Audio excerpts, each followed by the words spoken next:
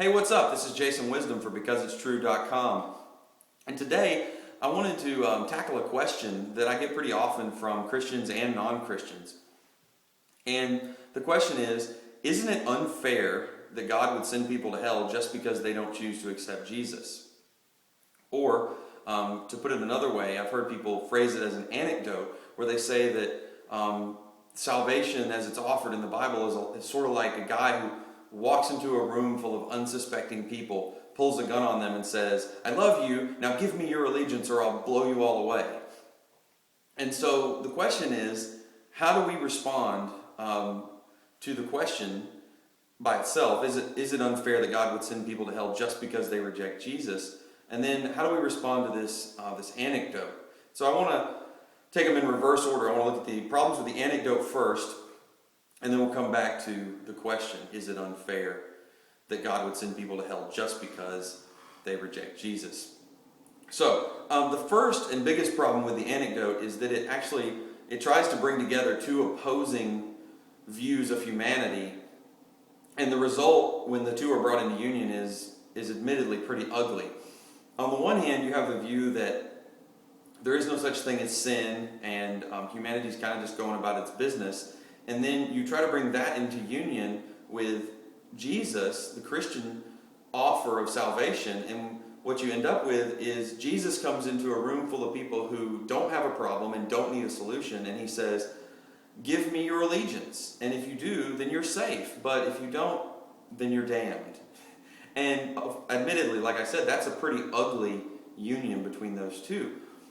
The problem is that that's not the Christian view.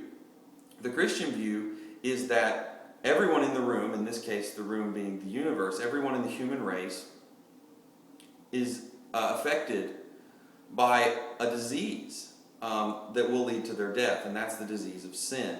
And so Jesus comes into the room not with a gun and an ultimatum, but with an offer and a cure for the disease. And so now that brings us to the question itself. Isn't it unfair that God would send people to hell just because they don't choose to accept Jesus? Well, as you can see from the alternate anecdote that I've offered, where Jesus comes into the room, a room full of people who have a sickness unto death and need a cure, it's not the choice by itself that heals a person or causes a person to die.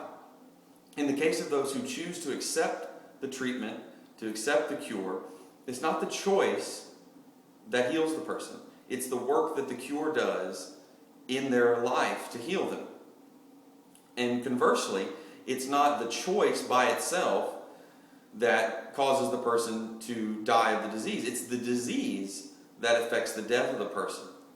And so the same is true in the Christian view of salvation. It's not the choice by itself. It's not like there's a 50-50 shot. If you choose the right thing, then you go to heaven, hooray for you. And if you choose the wrong thing, then, tough cookies, you made the bad decision. No, it's that the choice to accept Jesus allows the cure to come in and do the work that's necessary for healing the disease. And the choice to reject the cure simply allows the disease to run its course. And so, in that case, those who go to hell are not in hell because God snatches them up unsuspectingly, throws them into hell, but because they had a disease for which they rejected the cure. And they were already on a path to death, and by rejecting the cure, they assured that that's the path they would go on. Likewise, those who accept Jesus don't go to heaven like God just says, "Oh, wow, you made the right decision, so here you are, lucky you get into heaven." No, it's they accepted the cure, the work of Jesus that he did on the cross, and the life that he offers to transform human hearts and ultimately to transform all of reality into a new creation. So, I hope that helps. I know that I don't have time in these 5-minute segments to parse out all of the theology and answer all of the questions that might come up. But like I said, I hope that helps, and see you next time.